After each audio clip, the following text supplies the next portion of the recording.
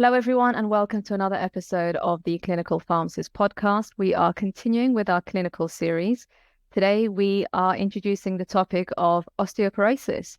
And to join me today, we have a Senior IP Pharmacist, Adrian Murphy, who is also part of our Academy faculty. Adrian has been instrumental in helping us to develop a number of exciting training programs, particularly the clinical medication review series, and one of them being osteoporosis. So Adrian has a thing or two to say about this. Adrian, welcome. Thank you for joining me. Oh, thanks. Thanks very much for having me, Runa. It's a pleasure.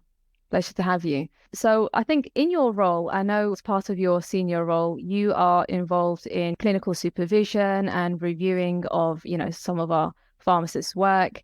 And I think this area, from my experience anyway, I find that sometimes it's a little bit overlooked. Some pharmacists may not understand some of the intricacies and all the key elements that need to be checked part of the review. What's been your experience when you're reviewing pharmacists who are doing reviews when it comes to osteoporosis or, some of the medication that's used to treat this condition? Yeah, so as you say, I kind of do note-based reviews and kind of over the web supervision. So in terms of the notes, the big thing I don't see is obviously my favorite topic in the world, safety netting. So I don't see any mention of maybe have they asked Joe for any particular, obviously I'll go into more detail, but any potential symptoms that may kind of be a cause for concern, and maybe no mention of what the treatment length. So maybe do they actually delve into the medication, just like kind of the basics. You can get from the basics of no bone profile done, things like that, up until the big anxiety is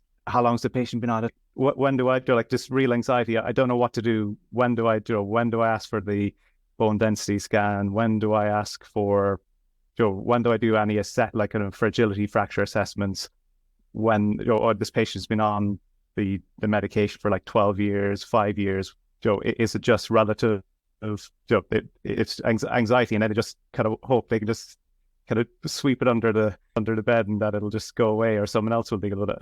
Yeah, I find that too, especially when you're doing maybe some note-based reviews. The pharmacists, as you said, they're not checking some of those key things like treatment duration, and they're just hoping, oh, I'll reauthorize it this time and maybe, the GP can pick it up. So I think, as we know, sometimes in general practice, especially when the patient is booked for medication review, this may be the only opportunity that a patient gets to have their medications looked at, and us being in this position, we need to take that responsibility quite seriously and, use this opportunity to make sure we're doing a thorough review of all the medications and all the conditions and, and not overlook something like osteoporosis. So if you can attempt to, Adrian, please give us a quick overview of all the, the key checks that need to be looked at during a medication review for osteoporosis. Yeah, so I guess the first thing is the diagnosis indication. So was it maybe done via DEXA scan? Obviously, again, I know we'll go into more detail. So is there something recoded?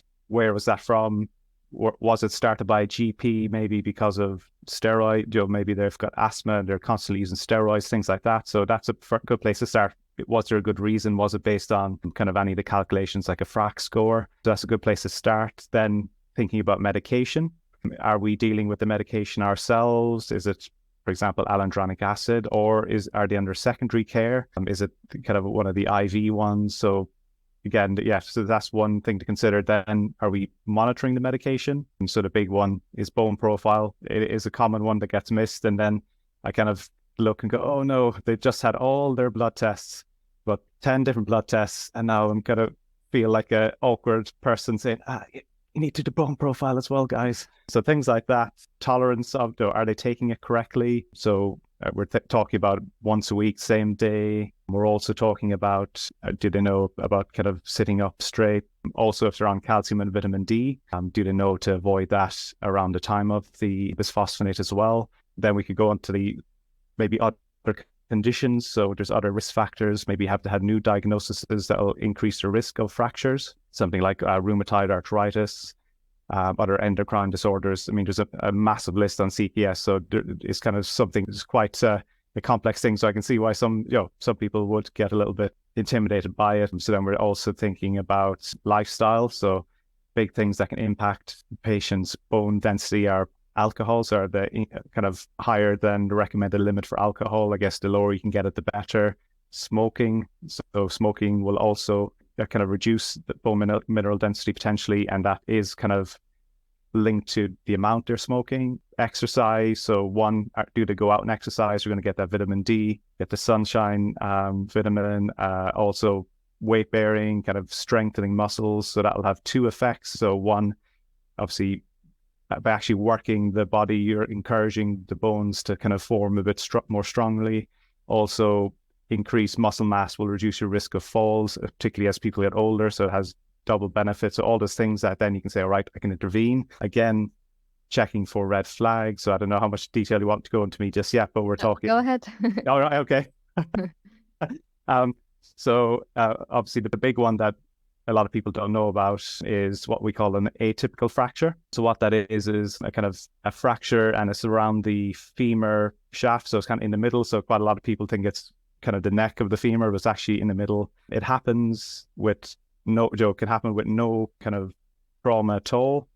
It can just happen slowly as well, not like in one bit. So it's just a very slow occurrence. But what happens is a patient will just say, oh, maybe I've got a pain in my thigh, pain in my groin, maybe, and anywhere around that area, kind of, and it might be, and then they're like, and then one of the questions we always ask the clinicians, have you had any trauma? Have you, and they're, oh no, I haven't. It was like, so just, it's like a red flag. Okay, you're on a bisphosphonate, and this also is linked to how long you've been on the treatment for. So the longer the treatment, the greater risk. And again, the reason for that is, okay, I'm going kind of slightly. No, that's fine. I was going to say, it's sort of like, it doesn't make sense that they're on the bisphosphonate, to strengthen their bones, but then, they're at risk of this fracture. It'll be good if you can explain that. Sure. So the bone to form strongly, so generally we're always moving. The body is very clever and adapts to everything that we do.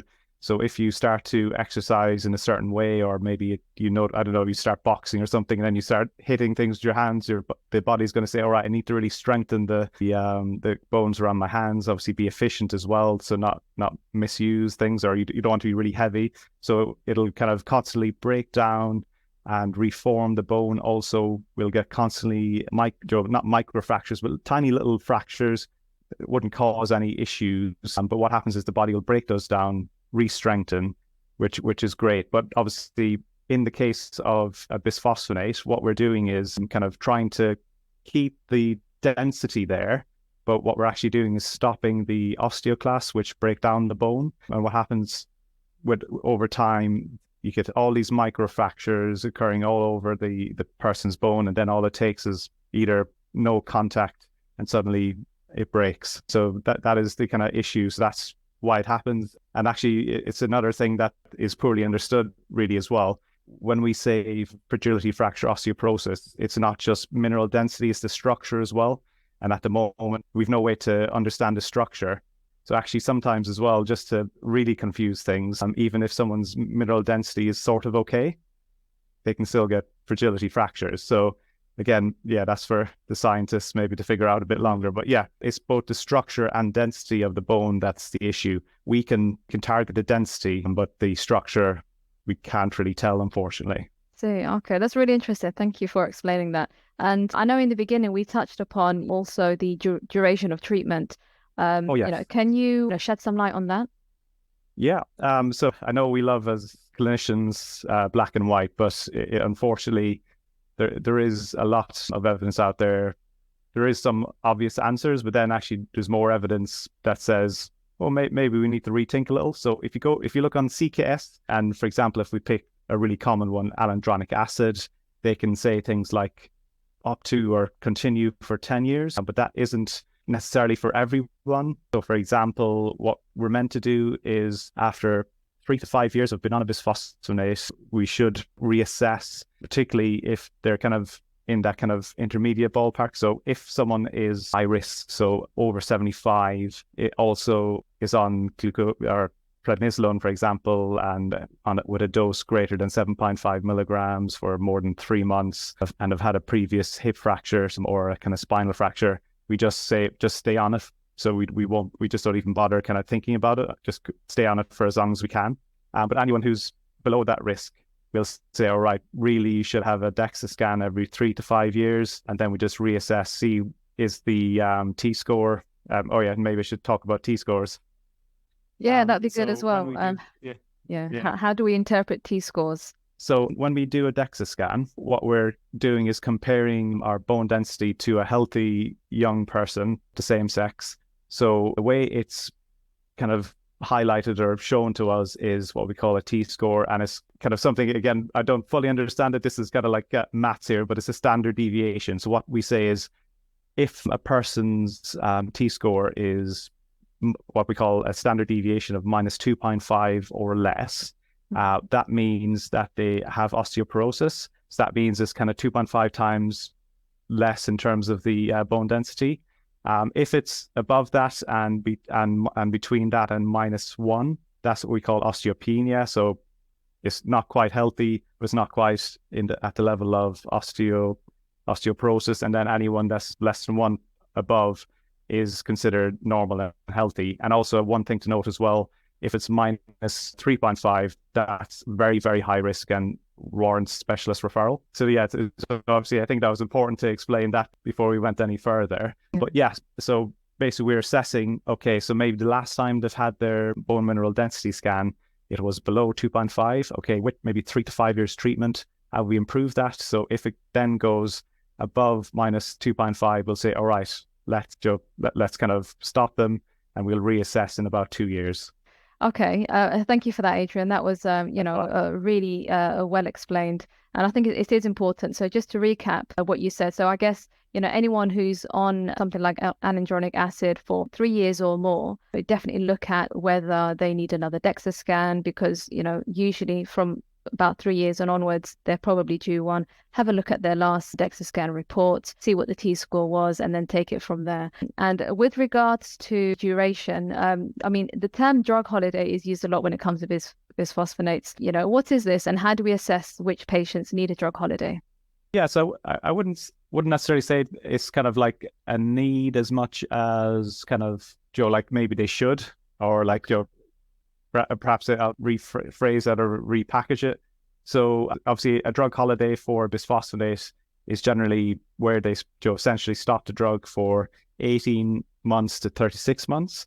And the reason we would decide that is either that they've just been on it what we call too long, maybe 10 years, or again, we're in that kind of period where it's about 3 to 5 years in and they're kind of in that borderline. They're not quite fully osteoporosis or not obviously healthy, and also it's quite good. So on top of the T-score, we can also put those numbers into the FRAX score as well and then get a much more accurate diagnosis. So obviously one of the things that we do to decide if they need a DEXA scan is the FRAX score. And what you can do, the evidence shows that actually if you marry them both together, they're actually much more accurate than if you have one or the other. So having the FRAX and the DEXA scan results is actually better than just the DEXA on its own.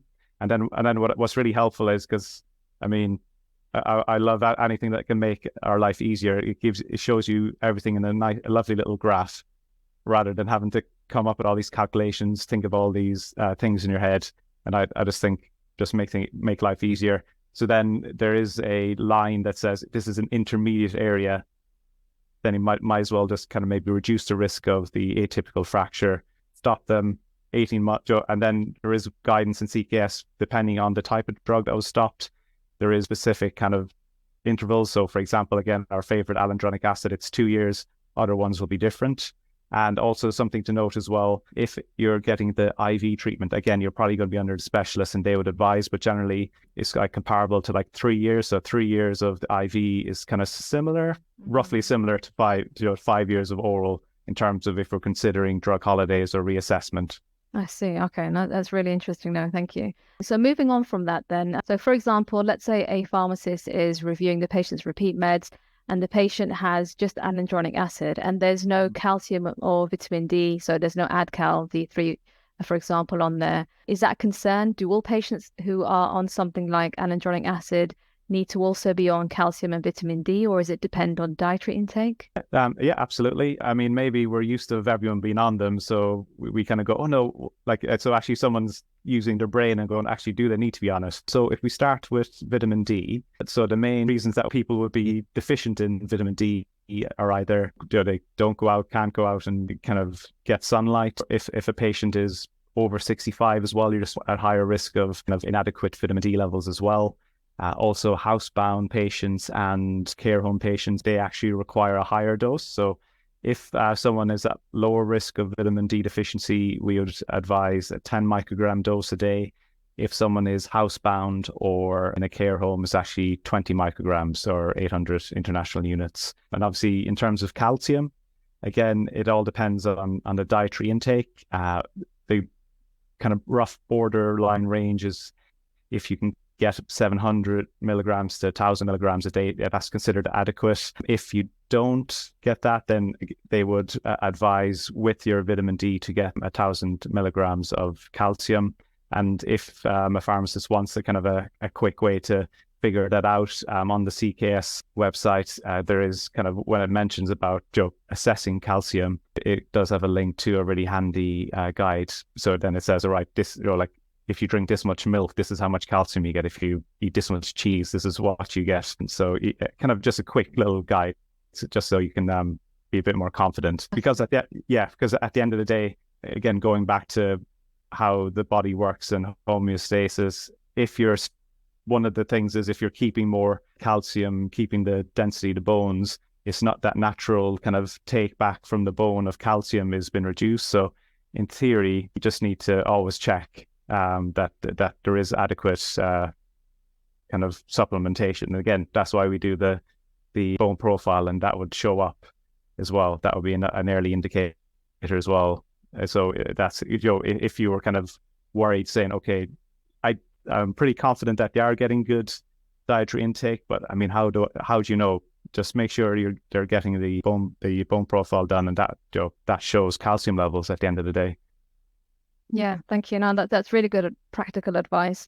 So yeah, I think the key thing, don't panic if there's no calcium or vitamin D on there. Hopefully that assessment would have been done, when the bisphosphonate was first initiated.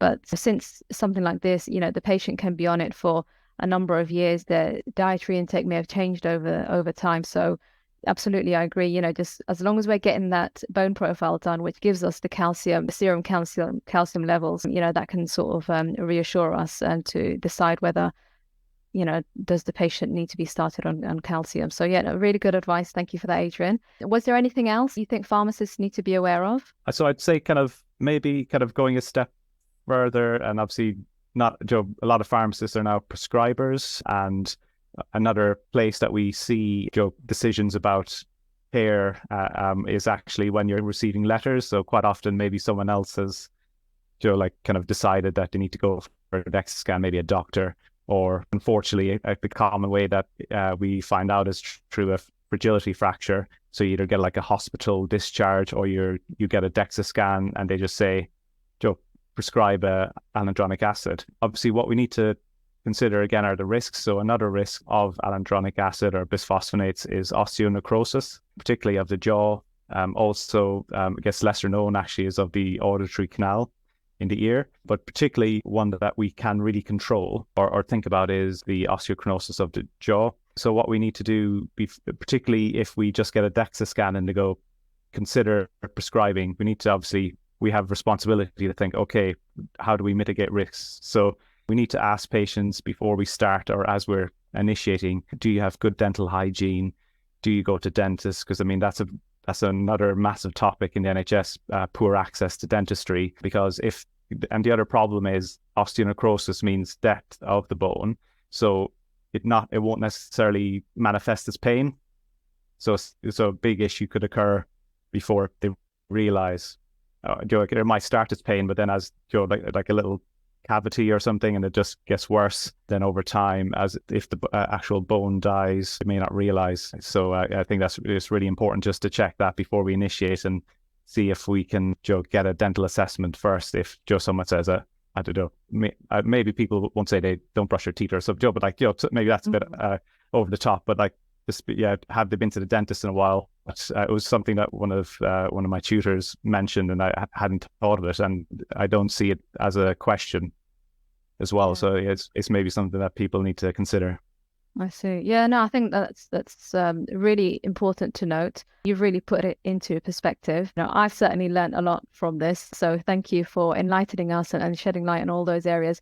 As I said, this is an area where I think that quite a few patients are on bisphosphonates, but unfortunately, it is an area that can be overlooked sometimes by pharmacists and also sometimes by GPs. As you said earlier, its bone profile in the blood test monitoring is something that's often missed even by GPs sometimes. So thank you so much, Adrian. I think that's all we've got time for today. You've done a really fantastic job of giving us a really good overview of everything that a pharmacist needs to know when it comes to reviewing osteoporosis. If anyone is interested in learning more about osteoporosis, as I said, Adrian has kindly helped us develop a fantastic training program, which is all about clinical medication review of osteoporosis.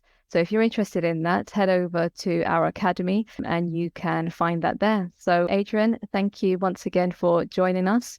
And that's all for now. Thank you. Pleasure. Thank you very much, Rena. Okay. Thank you. Bye-bye.